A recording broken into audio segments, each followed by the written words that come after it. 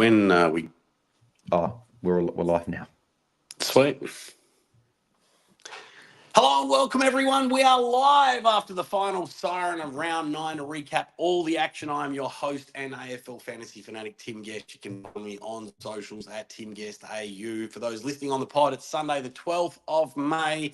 Come join us next time on YouTube or X and get questions answered live. Of course, thanks to those who have already sent in their questions. And if you want questions answered, simply comment on the platforms you're watching. Now, joining me as always is my co-host, Bails DT. Bails, pretty big round for you this weekend, mate. How was it? Yeah, good week. Very, very happy. Obviously, we'll get to it in a sec, but yeah, a lot of players going well. Coming down a bit from that drawn game between Crows and Brisbane. Good game of footy. Bit frustrating as a Crows fan, but hey, a draw, it's better than a loss, but not still a bit weird feeling. I think it's the first time Crows have drawn a game in like over 10 years as well. So I think last time was against Collingwood, I think. So a long time, but yeah, good week all in all. First ever drawn game at Adelaide Oval. Yes, I think so. Yeah, so which is very interesting. But yeah, no, it was a good weekend. And as you can see, people watching on the video, I'm still in all my Crows gear. Came straight from the game to the sisters' place. That's why it's a bit of a different setup. People watching, but yeah. So now we'll crack on with the review anyway. And also, no special guest joining us tonight, just you and me, mate. So let's get stuck straight into it. Tell us how you scored, what your round rank was, and where you're sitting now overall. Yeah, so round 9 score of 22.95. That put me at a round rank of 1,047. I was a top 1,000 rank for the week until Champion Data for the second time in the game took a Jordan Dawson tackle away. So, but I'm still very, very happy. Up to 550th overall, so over half my rank, and yeah, closed in on the top 100. I still haven't worked out what the top 100 score was. I'll obviously wait for the Hat Chat pod when they do the Hat Chase update, but it'd be interesting to see how much I can tell gained you, if I gained. It was, so I think it was 22.46 was passable. Yeah, cool. So that's nearly 50. That's just under 50 points caught up for the week. So yeah, very, very happy. So yeah, all in all, very good weekend. How about yourself?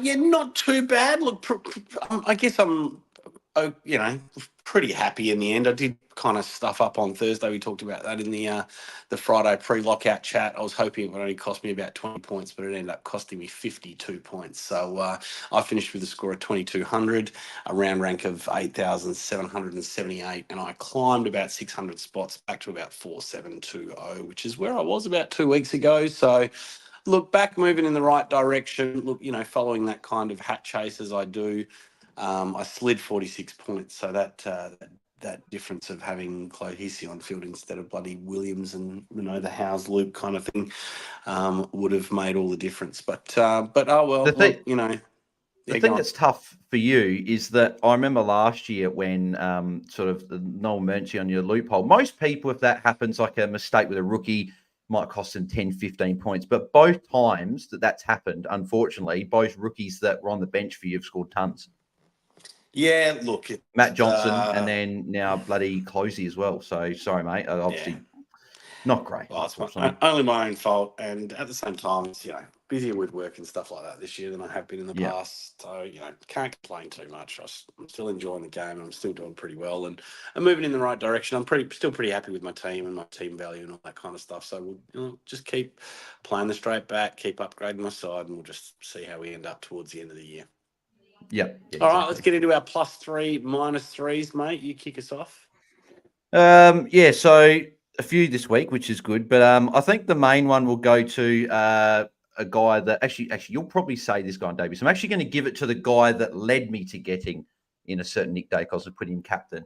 And he was definitely not my highest scorer. Todd Goldstein, 82 points. Very, very happy with that. So I'll give him a shout out for the +3 there. If people missed it, but it went different direction and got Goldstein in my ruck and allowed me to get Nick Dacos instead of getting English and Sullivan. So that gained me points, not only through my captain, but also with Goldie over Sullivan. So I would give the shout out to Goldie as my +3, but it probably would go to someone I think that you may even give it to. But yeah, plenty of good performance as well, which I'm sure we'll touch on a fair few of them. So I thought I'd give Goldie a big shout out. Yeah, there were some big scores this week. So, probably my plus two would be someone like a Sammy Walsh. First game of the round, smashed out a 143. Pretty happy with that, especially after, some kind of weeks around that more kind of 105 score. Was kind of hoping that he would perform a little bit better than that, and has proved to be the case. Who did you think I was going to give it to, mate? I'll give my actual official plus three to this guy. Nick Dacos on debut. 131 as captain. But I was giving it to Goldie because I thought you were going to go Dacos. But yeah, Walsh for you, Dacos for me. And then -3 for me is someone that we're probably going to be touching on in this North game. It's going to be very interesting.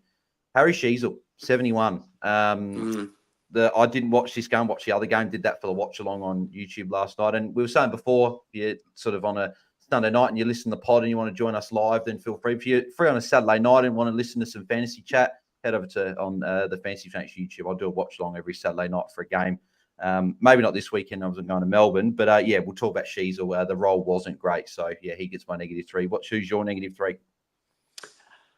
I think I would have to give it this week to look. It's a bit rough giving it to a rookie, but a Matt Roberts, 39.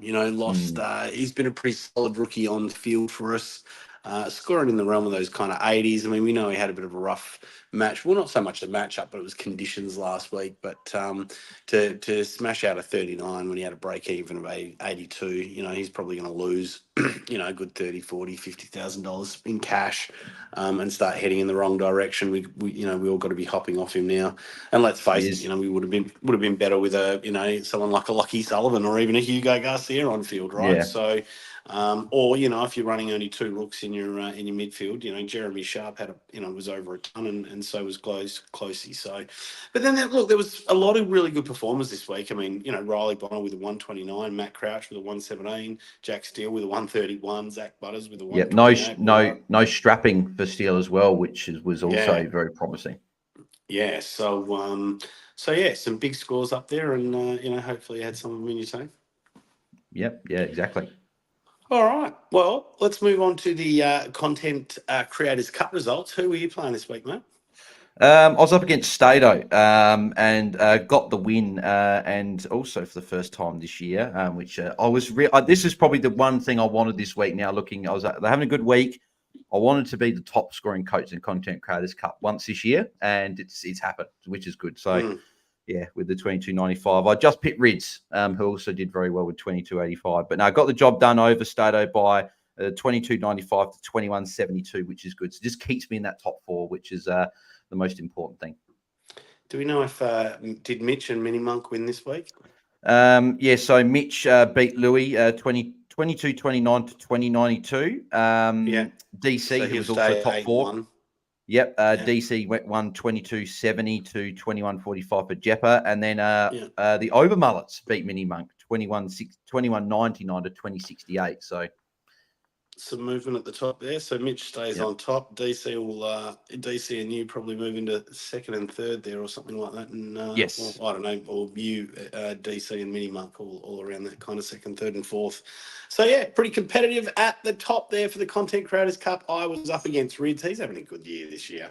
22.85 is what he scored, which beat my 2200. Even if I had Closey on the field, it wouldn't have made a difference. He still would have beat me. See, I literally said we're having reverse years. I'm having the year that you had last year, and you're having the year I had, because you came up against the second highest score in the league this week, and you would have beaten over. You would have beaten. Was it 1, 2, 3, 4, 5, 6, 7, 8, 9? You would have beaten 11 coaches in the Content Creators Cup this week.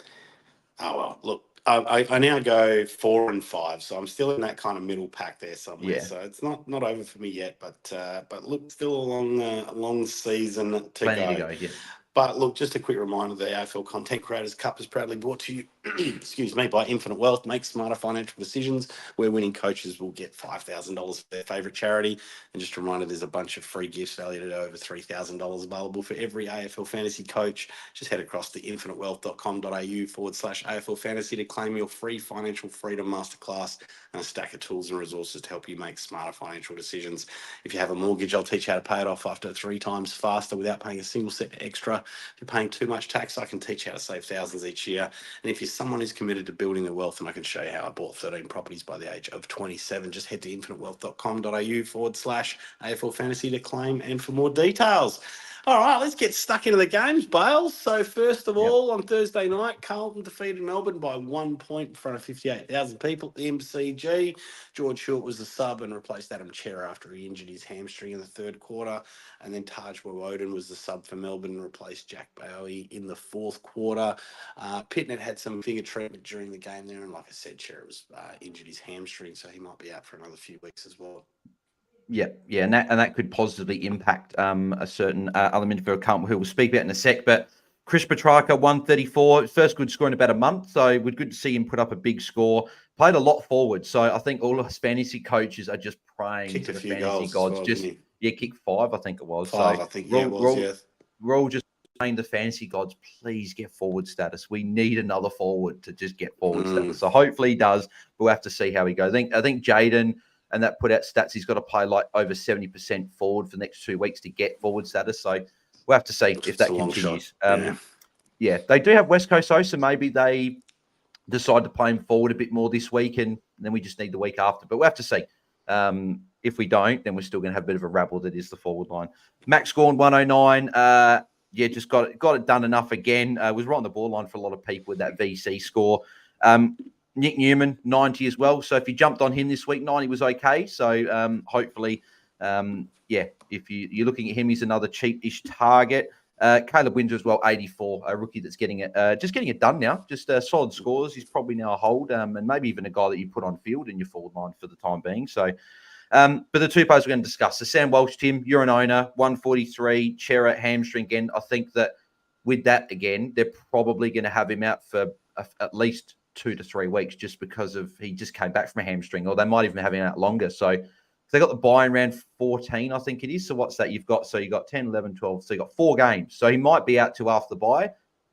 What are your thoughts on Sam Walsh? He's had 2 big scores and then the rest have been small, like sort of low tons. Are you a fan for coaches to still be jumping on him, or do you think there are better options around that price? Yeah, look, I was starting to get a little bit disappointed with him as a pick. I mean, I jumped on, I think I didn't jump on straight away. Maybe I jumped on after that 145. And, it's kind of been smashing out those kind of low ton scores.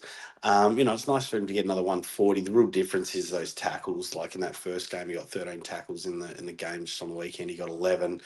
Still really not getting the marks, which is kind of what's a bit concerning about his kind of score build. But, look, I think there's probably better options out there at maybe slightly cheaper prices. We'll have to see how prices move after after lockout lifts. But we've got Bonds, we've got Jordan Dawson's, Errol Goulds, Sarong. We don't have him. Steele, so there's a fair bunch to choose from. You probably want to take runs into consideration as well, which is, actually I might quickly see if I can do it, is have a look at the runs for midfielders as well, inside mids. Sorry, one sec. Right, here we go. What are we looking at? Who's got a good run for inside mids? Brisbane's got a good run till their bye for inside mids. Brisbane is crazy, yeah.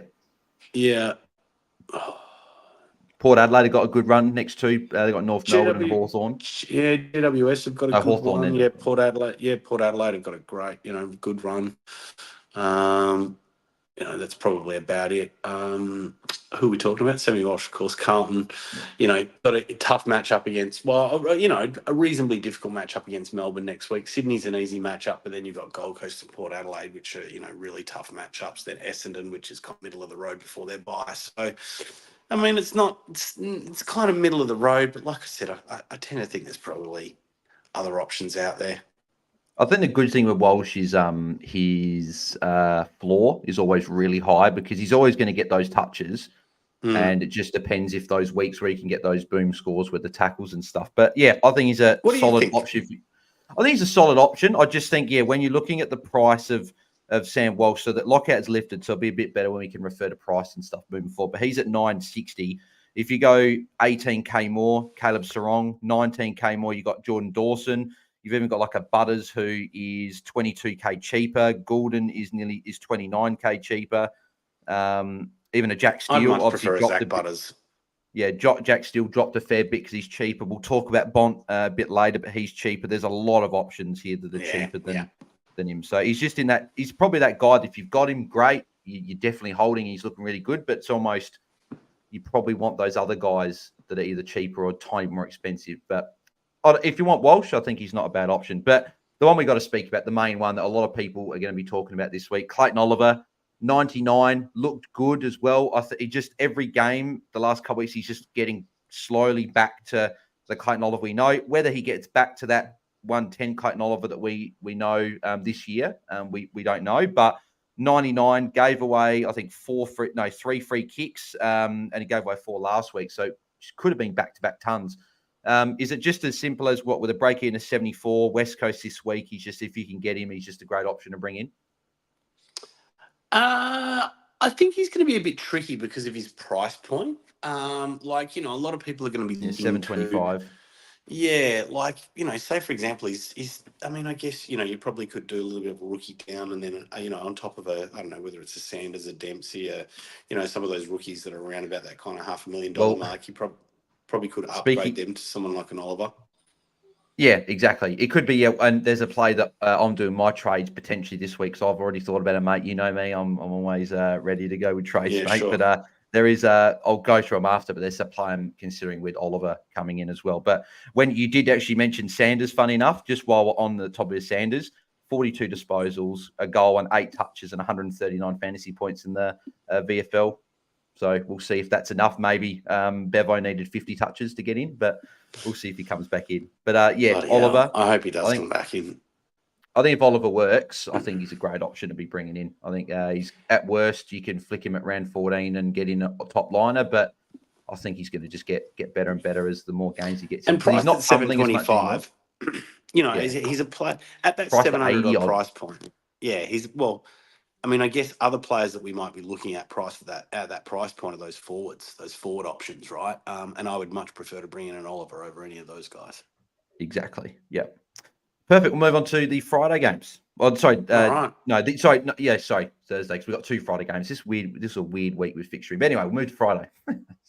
Geelong defeated by Port by 6 points in front of 30,000 people at GMHBA Stadium. The subs were Oishan Mullen, who replaced Larry Stanley in the second quarter, and Francis Evan, who replaced Charlie Dixon in the fourth quarter. No injuries to speak of in this game.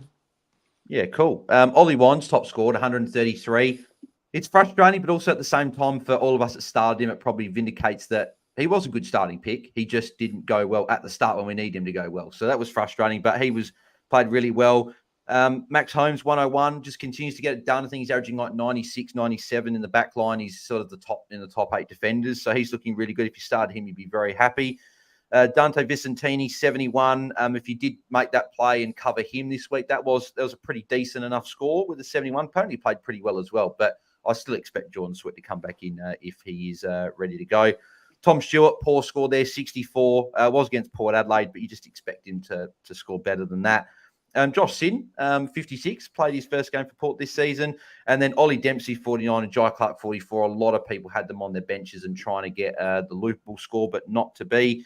And then I put Oishan Mullen in here as well with a 43, not for his score, but he actually played a pretty good lockdown role on Horn France. I think it was after half time. So that's just something to note with Geelong moving forward if they're going to use Mullen as a bit of a run-with player because the commentators and everyone were saying how good a move it was. So that's just something to note there. But Zach Butters, Tim, we talked about him a bit before, but 128 points, stepped up in a big way with no Connor Rosie.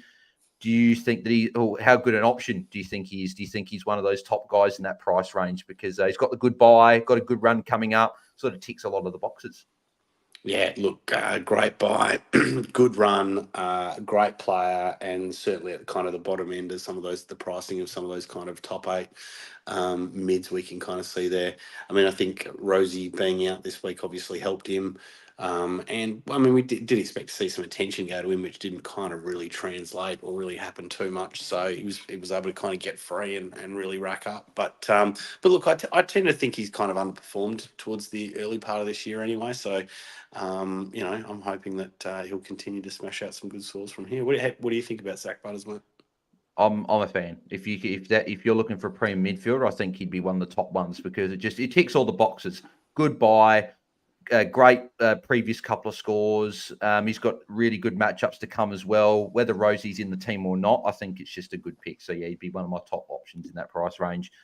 The other one I wanted to quickly speak about as well, Brian Myers. So to an extent, he's going very unnoticed, but I know we have mentioned him as a forward. But another 90 against Port Adelaide, who are a restrictive side. He's only had 2 scores in the 70s, and then every other score has been over 85. I think if you're looking for a forward upgrade, is it just he's the number one guy you'd probably be targeting if you're looking for a forward if you've already got Heaney and Flansley and you've either got Zorko, I don't want to pay up?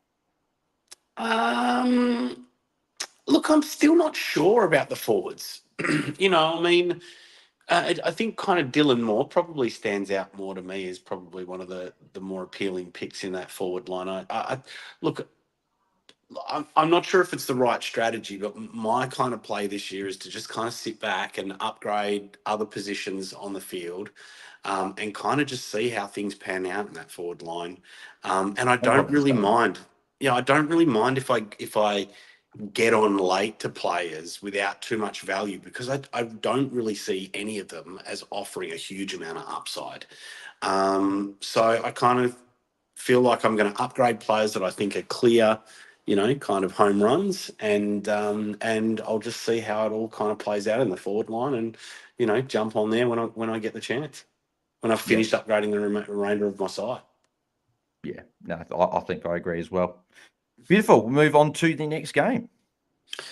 Awesome. All right. Fremantle defeated by Sydney by 48 points in front of 46,000 people at Optus Stadium. Michael Walters was the sub who replaced Michael Frederick at 3/4 time, and Robbie Fox replaced Dane Rampy in the 4th quarter. No injuries to speak of in this game. Yep. So Caleb Sarong, 107. As an owner, that second half was a bit frustrating. Only 30 points in that, but you still take 107. Still happy enough with that. I think he's actually scored 3 scores of exactly 107 in his last 4 weeks, which is just a bit of an interesting stat there. Isaac Heaney, 106, got back to his ton this week, which was good. He looked good again. I think he definitely staying in that midfield. So if anyone was still worried about that, don't be. Luke Ryan, 105, just getting it done. And he's another guy that I'm potentially considering in this week because, Tim, I don't know if you've seen his matchup, but he's got the Saints coming up at Marvel. So that could be a big one from Luke Ryan, but I'm still a fan. I've been a fan all year of Luke Ryan. Andrew Brayshaw, 98. Errol Gould, 95. I don't know if you saw, Errol Gould gave away 6 free kicks, which was, again, another frustrating one from the weekend because that could have been a good score. But 95, still fine enough. Brody Grundy with an 83, Hayden Young 81, Nat 558. He can probably get traded if you can make that happen. But then again, as Tim said, maybe just leave the forwards. Jordan Clark 57, cop that James Jordan tag. So that again is something to note for Sydney moving forward. So they've got Carlton this week. So probably not really. They're not really anyone because Sard's not in the team. And then they've got the Bulldogs. So Bailey Dale, that could be one coming up for Dale in a couple of weeks. But yeah, Jeremy Sharp, Tim, 118, fantastic. Exactly what we love to see. That last quarter, I think he went over 50 points. He was just everywhere. He's got the Saints at Marvel, as I mentioned, with Luke Ryan. Kicked a couple of goals too. He's got that round 13 bye. Is he just probably a guy that's probably going to be our last upgrade on field because he's going to be really handy through those bye rounds, and he's put a good score up that's now going to be in his rolling average for the next few weeks. He's obviously a hold now, but could he potentially be a hold post his round 13 bye for like round 14 and 15? Look, look. A couple of questions you asked me, right? Could he be the last rookie on field? He could be, although him and Close, he probably is putting his hand up for a pretty option, or maybe even a Darcy Wilson. But look, I think we can definitely hold him to his bye. I mean, look, and that's considered that there were plenty of coaches that hopped off. Maybe 2 weeks ago. So I think, we kind of got lucky, maybe coaches that were caught holding him or unable to get off, and he's popped out a couple of pretty decent scores. Still like the Yeah, got Saints the next week, and even Collingwood can be a little bit easy to score, especially for wings, I think. So, look, I think, like I said, you can hold him through to his bye, but we're just going to be mindful that those wings can be pretty volatile in their scoring. So Yeah. he might drop a stinky one, but I mean, once again, as you know, we're all kind of doing in this day and age in fantasy, you probably want to be trying to loophole some of your rookies on field, and you just got to kind of consider the matchups each week, and think about who's playing first and who should loop, and who probably seems a bit more secure on field. Yep. And Matt Roberts with a 39 as well. I think I don't know what your thoughts are on Tim, but I think it's as simple as it's time to go. If you can jump from him, if you can get him up to an Oliver this week or even a bigger upgrade, you've got to do it, because it wasn't just the fact that he scored poor, it was also a role change. He actually went to the wing, and that it was on the wing a bit last week, and I think it's because Dane Rampy's back. I think Dane Rampy's back. Yeah. That means that Roberts up to a wing. Look, it's what we expected with him anyway, right? It was to do the personnel they had down back. So that's why he kind of locked down that role. But that role's gone now, and it's time to get off. Yeah, 99 break even. He's got the early buy as well at round 12. So time to go. Beautiful. On that note, we'll move on to Saturday. Awesome. All right. Hawthorn defeated St Kilda by 5 points at Utah's Stadium. So Luke Bruce replaced Cal Shadir in the third quarter, and Ben Patton replaced Jack Hayes in the third quarter. Jack Hayes, man, people would have been upset if they brought him in this week and he was subbed out. And also, just another thing to notice is Jack Scrimshaw has been suspended for 1 week by the match review panel for rough conduct for a sling tackle on Liam Stocker. Yeah, not good for my drafts like that one. Ryan Marshall, 164. Just a second silence, Tim, for those coaches that traded him out to Jordan Sweet last week. Ryan Marshall has averaged 140.5 in those 2 weeks since you traded him. So sorry to all those coaches out there that traded a Ryan Marshall to a Jordan Sweet, and you probably had to move to another ruckman. But he was great. So it's really hard. Actually, quick question, because I won't go into this too much, but who are you picking? Which 2 rucks are you picking in your team at the moment out of Gawn, English, and Marshall? Which 2 are you picking? So I still think it's English and Marshall. Not got. Is that the hatred from Gawn not starting him coming in there in that sense? I would never let my hatred for Gawn. Yeah, it absolutely is my hatred for Gawn. Look, I think, I don't know. It's hard, right? You can typically view things through your own team lens, right? But once again, I kind of, I don't know if this is good rationalisation, but I think Gawny is overperforming, and I think he's also over 30 years of age. He has been doing a fantastic job, but maybe I'm a bit hopeful, but part of me thinks there's got to be a time where it breaks down. Or certainly when he's not going to be able to keep this level of kind of output up. So I think it'll swing back the other way, and that's what will balance out his average for the year. But I think, I still think we can't kind of get past Tim English and Ryan Marshall. I think they're the top 2. Most of us would have said that was the top 2 at the beginning of the year, and I don't think it's quite changed yet. Although Gawny has certainly done a hell of a lot better than we thought he was going to do. Yeah. Unless you're like me, in pre-season your spicy take was Gawn was going to be number 1 scorer in the game, then there you go. Jack Steele, 131.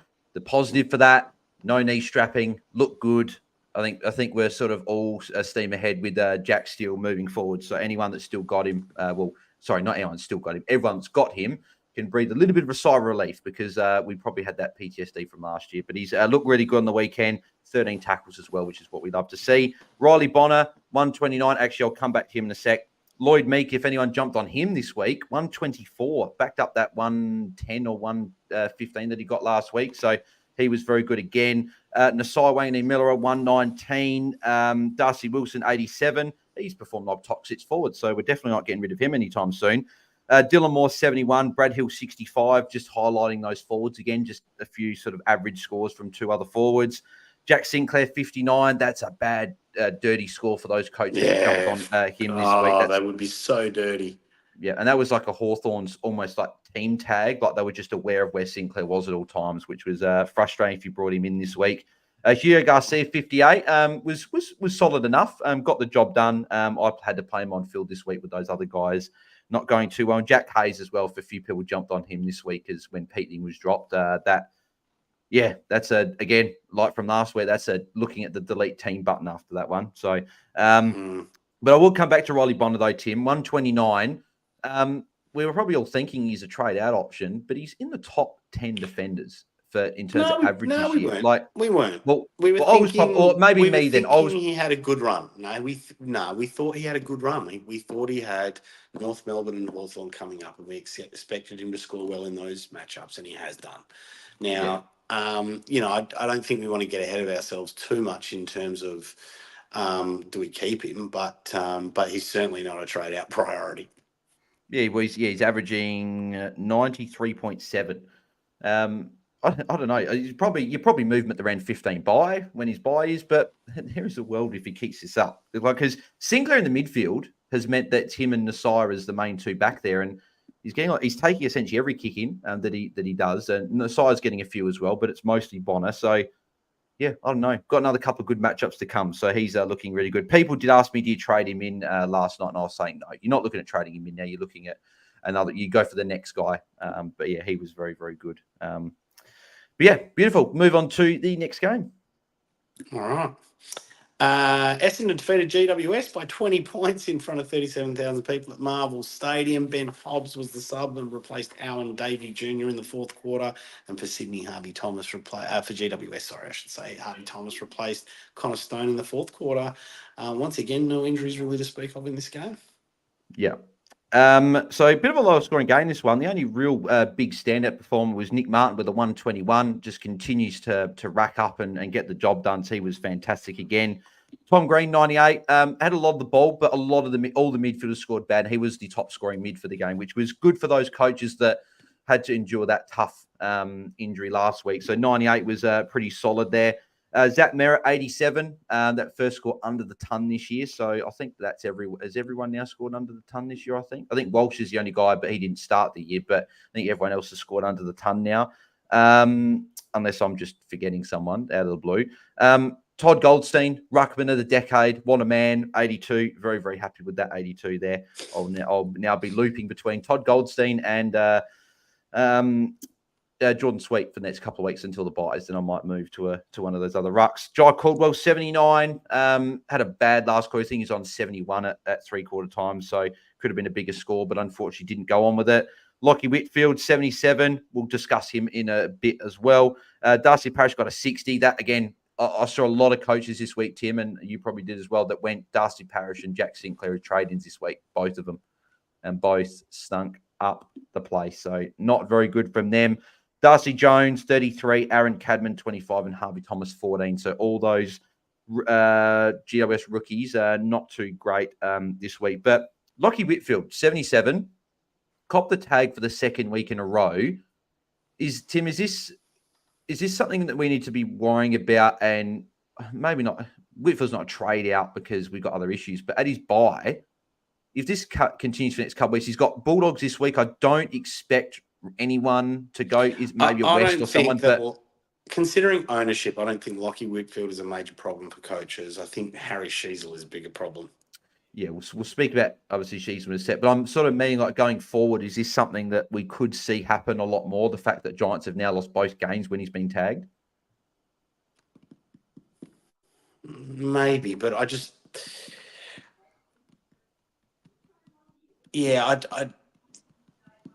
think we can wait and see. I think we got bigger problems. I think we keep upgrading. I don't think because I don't think all teams are going to tag. He might cop attention in, a few games here and there, and it result in lower games and maybe not the higher end of what we thought in terms of top six. But I don't think you're going to be losing that many points that we're in any kind of urgent rush to be hopping off. Yeah, it's going to be interesting to see because the sort of that blueprint's been set now, and even the commentators mentioning that over the weekend, saying, they stopped the tsunami and everything like that. So it is something to note, but I think he'll bounce back to some form this week because he does have the Western Bulldogs, who we know give up points to defenders. I'm actually just getting up on my phone now. I believe last year that Lockie Whitfield went over 120 in each game that he played against the Bulldogs. So I'm just getting that up on my screen now. Or maybe it doesn't want to load. But anyway, he should have a good game on the weekend. Beautiful, Tim. We'll move on to the next game.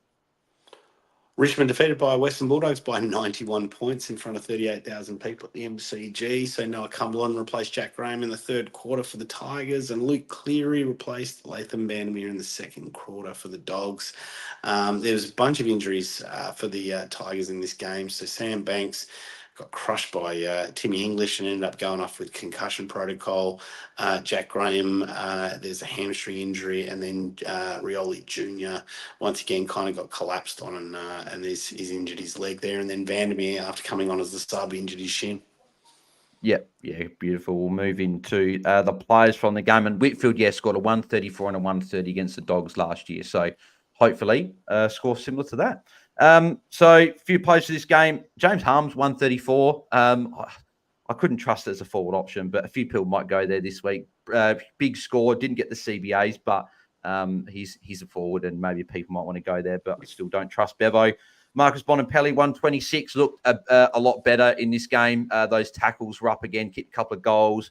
Looked good. Hopefully this is a sign of things to come and could be an option that people look at. But it was against Richmond, easy matchup. But at the end of the day, you've got to put the points on the board, and he did.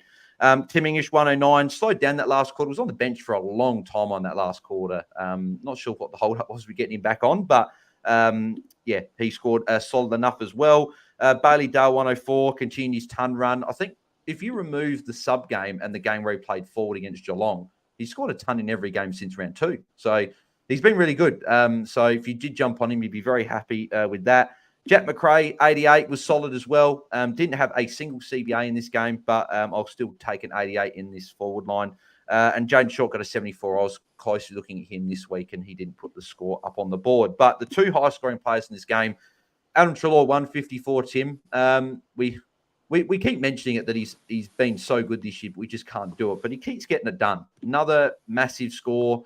I think he's only had one score since round 3 below 100.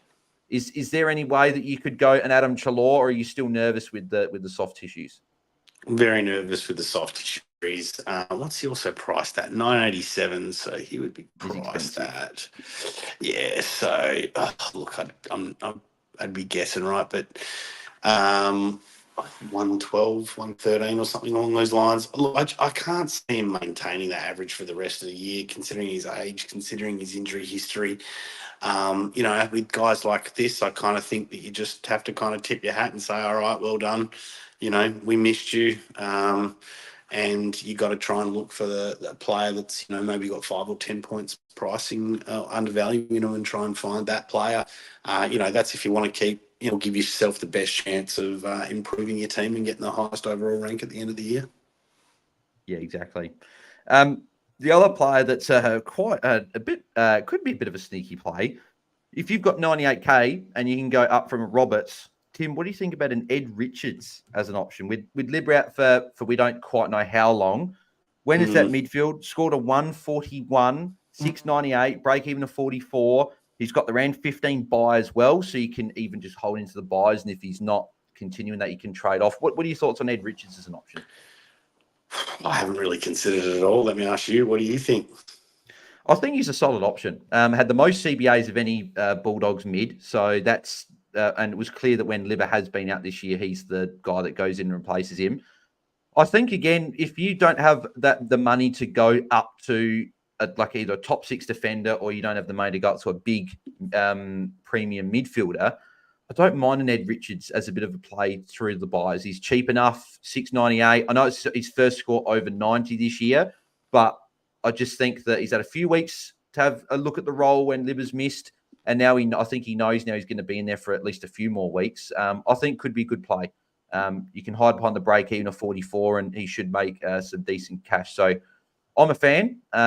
It's a bit like the Bailey Dale trade from probably 3-4 weeks ago, where you jump on him for cheap and make a bit of cash and see how you go. So I don't mind it. I was looking at a Jaden Short around the same price, and I think Richards now has definitely surpassed him as a better option around that price. So, the question probably for you, Tim, is would you rather an Ed Richards at 698, or would you rather pay the extra 27K if you can get a midfielder and get Clayton Oliver?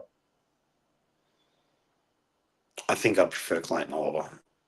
I think I would as well, but it is definitely an option, I think, to consider for Ed Richards. So beautiful. We'll move on to the other Saturday night game. Gold Coast defeated North by 68 points at TIO Stadium. The subs for Gold Coast were Bailey Humphrey, who replaced Alex Davies at three-quarter time, and Charlie Lazzaro replaced Blake Jury during the third quarter. The only injuries from this was Archer hurt his foot. Yep. Not a hugely high-scoring fantasy game here, but a few players to note. So Toot Miller got a 108, top scoring for the game. So Coach be happy enough with that score. Pretty solid.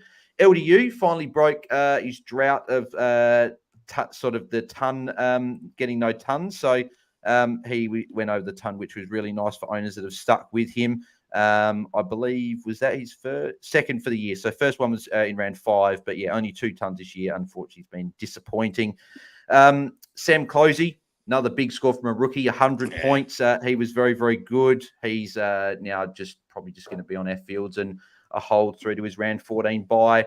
Sam Flanders, a 98 as well. Had a quiet last quarter. I think he's on about 90 odd at that three-quarter time, but I think he might have been on the bench for a bit in that last quarter as well. Colin McKercher, 88. If you did jump over to him, you'd be pretty happy with that score. He does have a couple of tricky matchups against Essendon at Marvel, and I know Essendon are a bit hard to score, and he's got Port Adelaide, so you can't jump over there now, but if you did jump on him, you'd be very happy. Tom Power, 77, just got the job done again in a forward line that is a mess. Noah Anderson with 69, and Tristan Cherry, 57. As someone that traded him last week, made me feel a little bit better. Sorry to all those Cherry owners out there. Made me feel better after trading him. But yeah, that was a dirty score. I think he's on like 40 at halftime as well. So not great from him. And as I said, Anderson, not a good score from him either. But Tim, Zach Fisher, 103, sort of vindicates a bit of what we were seeing in the preseason. And you're probably not bringing him in now just because the round 12 bye being so close. But is he a guy that you're keeping a close eye on for the next 2 weeks before he has that bye, and could be someone that you look at post his bye? Look, I mean, depending on how you're loaded in terms of that round 12 bye for the forwards, you potentially could look at bringing him in. I mean, he's probably one of the. I mean, what do you think, Bars? But I kind of feel like he might now be one of those kind of forward options that does look like he potentially could be top 6 and offering some value. I agree. Yeah, back-to-back tons as well. The tough matchups is a question, and maybe you want to see if North keep this Sheezel role, because we're about to talk about him actually in a second. Did you see any of this game? I didn't. No, I was watching. What were the conditions like? Was it It'd be interesting. It was a slippery normal. What the conditions? Yeah. Yeah, well, if you're listening live now and put in the chat what the conditions were like, but from what the couple of highlights I saw, it was not the same. It was quite muggy, very slippery conditions. So, I mean, that's pretty good scoring considering those conditions. Had a career high 34 disposals as well. So, definitely going to be someone to look at. But I think that that might be a bit of a trade in this week. Like, I mean, for me, I got a Tristan Cherry that I'm going to be trading out this week, right? Because I brought in a Tim English this week, which left me with 3 rucks, but kind of swinging Jordan Sweet back on field this week. I'm trading out a Tristan Cherry and probably some other rook, maybe Matt Roberts or something like that. I mean, I'm kind of toying with the idea of maybe a Clayton Oliver and a Zach Fisher. Yeah, I'll definitely or a Dylan Moore or something along those lines. But yeah, if you're not heavy on those round 12 buys. If you're not heavy, it could be. Yeah. There you go. Corey Blackledge just saying it was muggy and a slippery ball. So yeah, as we all probably would have thought of people that didn't watch it. But the big talking point, Harry Sheezel, 71. I think this is people are probably going to maybe disagree a tiny bit and just say maybe just see and hold to the buy. I think that this is potentially a priority trade out, because the reason I say that, it's back-to-back weeks he's gone sub 90. He's got 100. He's got a break even now of 167. And I went on the Selby's price projector. If you haven't paid for Selby season guide, I would recommend you do, because obviously it goes to a great cause and you also get really good tools in there. But if he scores 100 for the next 2 weeks, he still goes down to like 915K. Like, he goes down a lot. He's got 2 tough matchups. You make cash by going him down to someone. If you've got a Dacos or someone in your midfield, you can go him essentially sideways to a premium midfielder. So I don't know about you, Tim, but I think this is if you don't have any injuries or bullets, I think this is a good way to go him down to someone and then a rookie up. What are your thoughts? I totally agree. I think this is going to be a play that many savvy coaches will make this week. If there weren't a bunch of them that probably did it last week with this, specific role change for Harry Sheasel. He's gonna. I mean, he's priced very high, and he's gonna drop a stack of cash. Yeah, and I'll go through my trades obviously after, but yeah, he's currently one of my outs at this stage. Perfect. We'll move over to the Sunday games. All right. Well, before we get on to the Sunday games, just a reminder, if you're joining us live on X or YouTube, let us know your questions by commenting on those platforms. But first up, Collingwood defeated West Coast by 66 points at Marvel Stadium. Did anyone see Harley Reid take that grab? What a superstar. The subs for this game were Jack Bytel for Collingwood, replaced Jeremy Howe at quarter time, and then Harvey Johnston replaced Jack Peppetrelli in the second quarter. So a bunch of injuries in this game. So, yeah, Howe went off early, injuring his groin. Harrison also, I think he was actually the sub, or maybe he went off just after. No, sorry, he went off after Howe was the sub, not long after he badly hurt his ankle. And then Bytel, who was the sub, was concussed later in the game, while Darling smashed up his nose and Jeremy McGovern copped a knock to his ribs again. Yeah, not great. Bit of carnage from that one. But yeah, so Harrison went off just after they made their sub. But a few players this game. Nick Dacos, just reminding us all of just how good he is. Again, another back. Well, we knew last week, we've known for a while, but just backed it up with another big score. Season high score of 131. Again, if you don't have him, I think he is a pretty good option. Again, Sheasel to Dacos is going to be a pretty popular trade for the coaches that don't have Dacos. He's now 913, break even 84. He went up 28K this week, so he's just going to continue to go up. So, jump on board. Liam Duggan, 102. I'm still a fan of Duggan as a pod option if you're looking for someone in defence. Finn McRae came in, played a full game. We could actually see him get a full game and played pretty well. Kicked 3 goals, scored 71. So could be a rookie downgrade if you're looking at that with Collingwood with a few injuries. And Harley Reid scored a 54 as well. So I still think he's fine enough to play as your F6 because we just don't really have any better options. But Tim, the two rookies that impressed for Collingwood, Lachie Sullivan again with another 64, looked pretty solid. And Joe Richards. Joe Richards looked really, really good. Looked really clean with the ball. I heard good things at the start of last year when he got drafted, that he was going to be a player that to keep an eye on. Who would you be going out of the two if you're bringing in one of them? Is it Joe Richards after seeing that performance from him, or is it maybe obviously it depends on teams. With Collingwood a few injuries, you anticipate both will play, but I think it's probably Joe Richards for me out of the two now. Really? Look, I can't see him being dropped even when the guys come back. I think he's got a role in there somewhere. He looked really good. Look, I don't think it's so much about being dropped. I think it's more about his scoring. Yeah. No, not so much. More about his scoring. Look, I think he had one out of the bag. I mean, he kicked a couple of goals, didn't he? Let's have a quick look. What was his? Kick one, I think. Kick 1 goal, 2. Look, he had a day out. It was also, not bagging my own team too much, but the opposition wasn't exactly very tough. I'm not sure as a forward, as a small forward, he's gonna score that well. And look, the other thing to consider is also pricing. Lachie Sullivan, 271, Joe Richards, 242. What you might do is you might look at getting on Lachie Sullivan this week if you haven't already got him. And then, if Joe Richards looks like he's still scoring well and he's going to maintain his kind of position in the team, then we might look at getting on him next week. Yeah, exactly. Yeah, because you look at it, -8 break even for Sullivan and We were concerned about Sullivan being the sub. He wasn't subbed. He once. I mean, I'm not sure how he ranked in terms of his score involvements. I know he did really well at that last week, right? But he looked really solid in that game. Played a really good role, and I think he did himself no disservice in terms of securing his kind of position in that team, maybe moving forward. And once again, Pies have got lots of injuries. Yeah, I think I'm almost leaning to Joe Richards just because of you save a little bit and he's actually got a lower break even, -13. So, but I think both are good. So if you're looking at one of them, I think that they're both good options to consider. And I believe that is everything from that game. So we'll move on to the final game, a draw. Exactly. Adelaide drew with Brisbane in front of 40,000 people at the Adelaide Oval. So the subs here were Luke Nankervis replaced Daniel Curtin at half time. Yeah, interesting to see Curtin subbed off again. And then Shadow Brain replaced Jackson Pryor at 3/4 time. And the only injuries to note here was Luke Worrell injured his wrist. Yeah.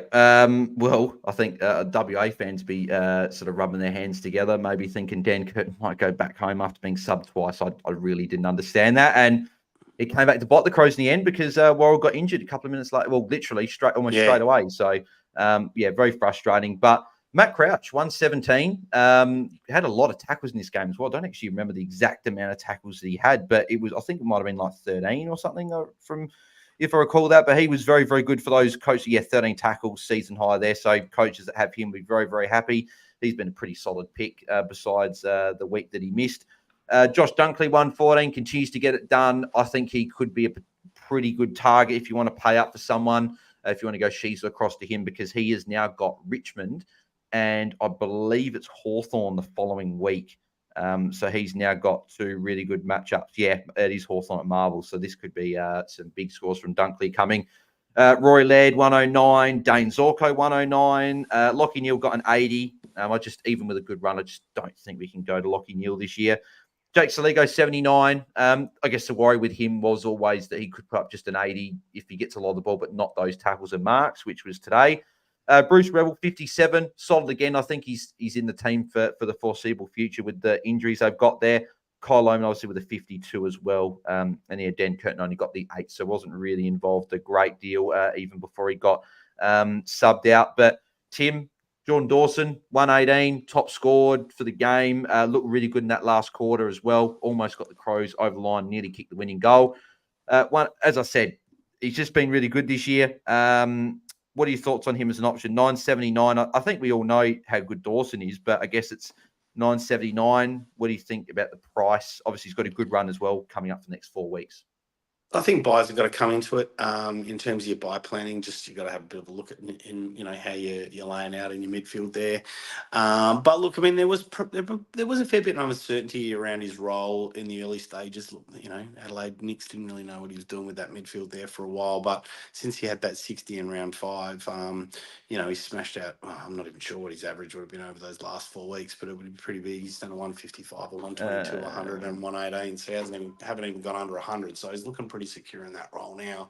I think he's definitely got to be on people's watch list in terms of bringing in, but there are a number of there's a number of midfielders in that kind of $900 to $1 million mark. I mean, the other thing to consider is that he does have a pretty bloody good run up until he's right. Like Collingwood, pretty neutral, then West Coast, Hawthorn, Richmond, all green sides, and then Sydney. So there's no orange or red sides, and I'm looking at the DFS website for inside mids. So he's got a pretty bloody good run coming up. So probably out of the inside mids, you'd think that Adelaide have probably got the best run by the look of it. Yeah, I think he's definitely a top target. Average of 123.75 in his last 4 games. So he's been very, very good this year. And I know that people like to say, we don't cherry pick stats and everything like that. But if we wanted to just delve into that and go, removing that 60 that he did score against Carlton, worst score at the Crows and worst score for a long time. In his 8 games since then, he's averaging 115.9. So that's what we probably expected at the start of the year, removing that 1 game. So I think Dawson's a great target if you've got the cash to go there. So and before we move to the questions, probably one for you, very similar prices. Who are you picking, Sarong or Dawson? Because they're essentially the exact same price, 1K difference. I would, I'd let the buyers make the call. Yeah, so probably Sarong for most teams. Maybe, yeah. But, it depends how you load it. I mean, some teams have got Rosie sitting on the bench. Some people have got Butters already. So, yeah, yeah. Yeah, or do that. Just have a look. What's the tacos one? Like Akelos Dos or whatever it is. Why not both? Yeah, why not both? So, yeah, exactly. Beautiful. That's all the games wrapped up. All right, Bales. Well, you want to pull out the comments there from the platforms and just run Yep. through some questions? We should do about 5 minutes worth of questions, just quick questions. Yep. We're going to do a Q&A on Tuesday night, I imagine. So Yep. we'll probably do more people's questions on Tuesday night. But let's do a quick fire 5 minutes of questions, and then we'll let people get on with their Sunday night. Yeah, exactly. Well, I'll ask a question because I actually missed a player from one of the games from Gold Coast. Alex Sexton scored 88 points. In terms of kick-ins, he had 3. Jeffrey had 1, and Flanders had 6. What are your thoughts on Sexton as a trade-in option, Tim? Price Sorry, at 5. you dropped out, Bales. Who'd you say? Oh, Alex Sexton as an option. I'm joking, mate. I'm joking. I'm not sure. I'm thought not for a really second, sure. Yeah, it's 505k, break even to 34. Jesus. I don't mind it. I don't mind Of it. course you don't, Bales. Of course you don't. This is a trade you love. You're a bit dossy sometimes. But Will Power's out for another 4 weeks. They've moved the coaches forward. They've dropped like Buderick and all the other guys around there. So it's just Flanders and Sex in the main too. So I like it. If you need someone in that price range, sure. You can do a sideways switch from a rookie, and then you go on the other side. You could maybe go Roberts up to an Oliver or something, and maybe do something like that and get creative. What do we think of the rookie stocks? Because we had some rookies kind of perform on the weekend. Do we think we've got some solid rookies there with some decent job security that we can kind of rely on for the next few weeks, or what do you think? Well, I think that there are a couple. Obviously, I was hoping Dan Curtin would be an option, but it looks like he's just not going to score, or we've got to see something first. There's probably only 3, right? We've got Joe Richards, Lockie Sullivan, and Bruce Revel. Yeah, Bruce Revel. Yeah, they're probably the 3 that I'd be looking at. There's not really, I wouldn't be looking at Cal Shadir.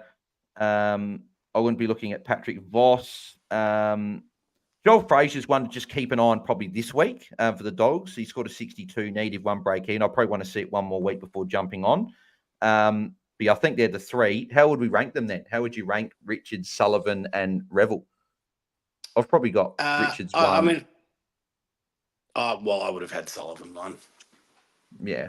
I've got Richards 1 just because I think he could stay in the team even when everyone's fit because of how good he looked. I think I'd still have Sullivan 2 just with the injuries at Collingwood, better scoring, and then Revel 3. But I think all 3 are solid options. So should we be looking at these kind of mid-price players, or should we just be looking at going down and the 1 down, 1 up? I honestly think this is another one. I think it is team dependent. I think this one will come down to: if you've got 2 issues on field, could you just go to a Sexton and an Oliver, or have you got maybe 1 rookie you want to go up and you go a rookie on the bench down, and you go someone up on the field? So I think that one is definitely very team dependent. But I think those rookies are good enough to bring in. All right, cool. So the first question here: Fallen Raft's got these trades. Cherry to Dawson and Roberts to Revel. Cherry to Dawson and Roberts to yeah. I'm down with a trade like that. Maybe a different rookie option, but sure. I'm assuming Revel will be on the bench because you're moving Dawson into the mids. You're benching someone, so I'm assuming that will be the case. But yeah, I like it. On field, yep. We've got a super chat here from Power Prawn Star. Thank you very much, mate, for that one. Thoughts on Riley Sanders? I have him feel like he could be like McKercher. Don't want to trade him out, but have lots of red dots. I'm the same, mate. I got Sanders. I'm holding tight. I think you probably hold if you've got other red dots and you trade. If he was your only red dot, you still could trade. But surely after 42 disposals and a goal, they bring him in. But hey, and then I think like Vandermeer got injured. They had maybe another injury as well. So someone to keep an eye on, I think, could come in this week. So, yeah, I don't think it's bad at all. Raymond Shav, any mid-prices worth considering this week? I think we said a couple throughout there. Like you've got a Zach Fisher that could be even a top in the sort of top 6 forward with the role. I don't mind a Sexton in the forward line as well. You'd almost consider Clayton Oliver as a mid-price at the moment, even though we know he's an underpriced premium, and Oliver Pro being my number 1 out of all those guys.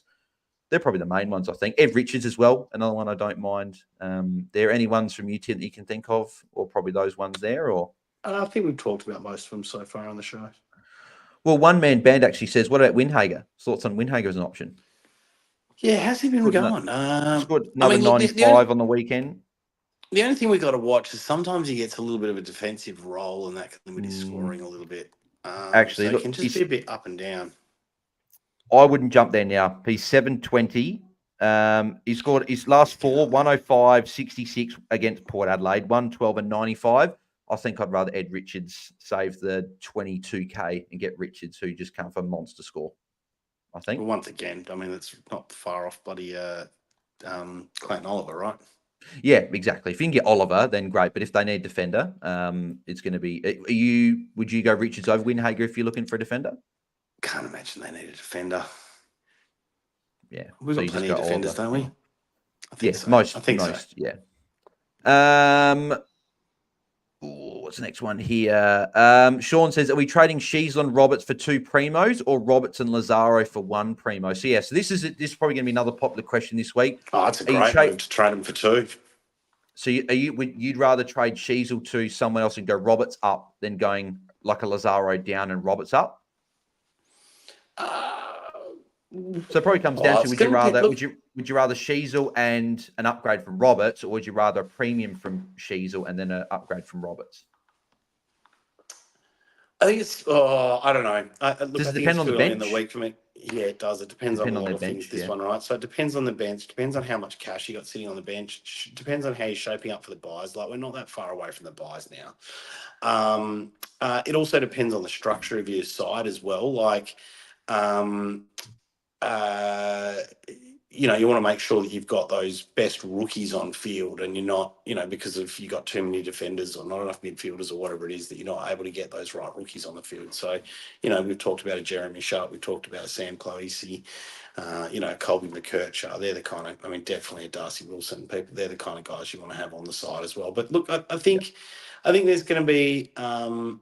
Look, I think there's definitely a play this week where people jump off Sheasel, jump off a Matt Roberts, and are able to bring in 2 premiums, or even something like a Clayton Oliver and a premium. Yeah, exactly. PG Chip, I love this question. Thoughts on Rory Laird as a pod? Got a good run coming up. Well, you know what my answer is going to be. I love Laird as an option, but no, genuinely, I do think Laird is a solid option at 885. He's only gone under the ton twice this year. Reminds me very much of Sam Walsh, just missing that big he's got a 120, but missing another big score. Collingwood, West Coast, Hawthorn, Richmond for the next 4. I think if he can't get up any further, if you've already got an Oliver and you're looking for an upgrade, I'd rather Laird over a 2 Miller. I think Laird's just solid. You know what you're going to get from him. You're going to get a guy that's going to probably put anywhere from 100 to 110 most weeks, and that's it. So what are your thoughts? Yeah, sure. I agree. Yeah, beautiful. Maybe last Tom one, Power. mate, we'll wrap up. Okay, we'll go 2 more just because I was going to say this one, then another one. So Lockie O'Brien says Tom Power, is his time done? I think I'm almost holding him. We got a bit of security in that forward line, right? Like, there's so much uncertainty. We're kind of a bit safe in numbers. I think we just kind of hold out. Yeah. Once again, not the best conditions for him. He still scored a 77. I'm pretty happy with him kind of sitting around that 80 mark. And he's kind of just a low priority trade out because of that forward line and the lack of options down there. Yeah. So just quick one, Laura Butters. I'm Butters there. Yeah, definitely Butters. And then the final question is coming from, I've missed the name. I apologise if I can't shout it unless I find it. But we had a question, thoughts on going a Cherry to English, and then we had another one saying Cherry to Marshall. What are your thoughts on going to one of those? Yeah, Moon Boy said, yeah, Cherry to English, is that crazy? And then we had, if I can get the name up, Joe Della Rosa said Cherry to Marshall. So what are your thoughts on going Cherry up to one of those guys? I think absolutely. I think at some point in time you're going to have to do it. Probably the option right now. Look, I think English has got a pretty good run, but Marshall is priced a little bit cheaper, so he might be the better option to hop on. Yeah, so Marshall 958, break even at 92, even though break even doesn't mean too much, and then English is 989. Obviously, it would be great to say the buyers let it sort, but it seems like every year the top two of the top rucks have the same buy. So they've got around 15 by both of them. So I think this is incredibly hard. I think this is one where if you like one more than the other, go with that one. Or maybe, as you said, maybe just go the cash to decide it. But I did actually, to be fair, looking at Marshall's run, I know that runs don't matter too much with these guys, but they've got Freo this week. If Darcy comes back, it could be Darcy and Jackson. Then he's got Gawn into West Coast. Amazing matchup there. But then Jared Witts and then Oscar McInerney. So that's a bit of a trickier one. Whereas if you look at Tim English, he's got Giants who give up points every week to Rucks. Sydney, Brodie Grundy, he does give away a lot of free kicks as well. Collingwood, Brisbane, actually, it's probably mixture. Actually, it's probably the same. I think, actually, maybe I might go Marshall just to get that West Coast matchup, I reckon. Okay. Are you going Marshall or English? I know you went English last week, but... I don't think it matters. I mean, I'd probably go Marshall just because he's 30 grand cheaper. Yeah. It's a tough one. I don't think you can go wrong. So, no. Beautiful. I think that'll wrap us up. Excellent. Bales, before we wrap up, mate, have you got, tell us your trades. You've already locked them in, I'm sure. Yeah, I locked him in last night, and I keep saying every week that these are probably the trades I'm going to do, but and I'm going to say it again. I think these are the trades I will do. I'm going Harry Sheezel out. I'm not liking this role. Two tough matchups can bring him in post his bye. And I'm going to Luke Ryan with that St Kilda matchup as well. Free have actually got a couple of nice matchups to come. So I'm pretty keen on jumping on Luke Ryan. And then with that cash, I can go Matt Roberts up to Clayton Oliver. So I'm liking those trades a lot. So 21K in the bank to spare. What about you, Tim? What are you looking at doing with your moves? Yeah, so I'm a little bit locked into trading Tristan Sherry this week. So I brought in Timmy English, but left Jordan Sweet on the bench. So I'm kind of stuck with 3 rucks. So Cherry will have to go for me this week. And I'm also looking at the moment, jumping off Harry Sheezel at the moment as well. But that will essentially allow me, I'm not sure if I like this, but I've got to look at a few things. But that'll allow me to bring in Luke Ryan and Caleb Sarong. Yeah, beautiful. Love it. But yeah, a bit of playing to do with the trades during the week. Yeah. But look, thanks to everyone for joining us, and a special thanks to those for joining us live, in particular those who sent in questions. Please follow, subscribe, and give us a 5-star review wherever you are joining us. And finally, don't forget to tune in live each week on X or YouTube, whether it's after the final siren of the round for our round review, or on Tuesday nights for our Tuesday night Q&A, or on Friday for our pre-lockout chats. Apart from that, guys, raise trade. Yeah, go on. Just what do you want to pitch? Wrap up? Yeah, 9 p.m. Tuesday will be Eastern, 7 p.m. Western Standard Time for our Tuesday Q&A. And then also, finally as well, happy Mother's Day to all the mothers out there. If there's any of mothers watching and listening to our podcast, and happy Mother's Day to you guys. So excellent. Apart from that, guys, rate straight away. Best of luck with your research, and we'll see you all next time. Thanks a lot, and bye for now. See ya.